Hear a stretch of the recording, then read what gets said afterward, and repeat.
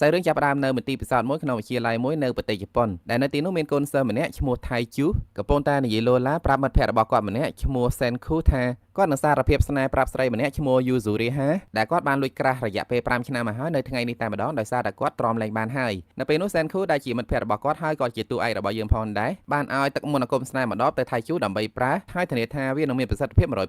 ប៉ុន្តែថៃជូបានចាក់ទឹកមន្តអាគមនោះចោលដោយសារតែគាត់ជាមនុស្សទៀងត្រង់មិនចង់ប្រើល្បិចនោះទេបន្ទាប់ពីថៃជូបានចេញទៅផុតកូនសិស្សផ្សេងទៀតមានការភ្ញាក់ផ្អើលណាស់ដែលសេនខូចេះធ្វើទឹកមន្តអាគមស្នេហ៍តែសេនខូបានប្រាប់ថាវាមិនមែនទឹកមន្តអាគមស្នេហ៍អីទេវាគ្រាន់តែជាប្រេងសាំងដែលគាត់ចម្រាញ់ចេញពីគម្របដបទឹកសុទ្ធតែប៉ុណ្ណោះសូមបញ្ជាក់ផងដែរថានៅក្នុងរឿង Dr. Stone នេះទ្រឹស្ដីឬក៏គោលការណ៍បែបវិទ្យាសាស្ត្រដែលគេបានយកមកប្រើគឺវាមានលក្ខណៈត្រឹមត្រូវស្ទើរតែ100%គ្រាន់តែគេពង្រួមពេលវេលាឲ្យខ្លីក្នុងការផលិតចេញជាអ្វីមួយកាត់ទៅមើលសាច់រឿងរបស់យើងបន្តទៀតពេលនេះថៃជូបានស្កាត់ទៅជួបយូស៊ូរីហាដែលគាត់លួចក្រាស់ហើយមិត្តភក្តិរបស់គាត់ផ្សេងទៀតកំពុងតែភ្នាល់គ្នាចង់ដឹងថាថៃជូសារភាពស្នេហ៍បានសម្រេចអត់ពេលនោះសេនខូក៏បានភ្នាល់ថា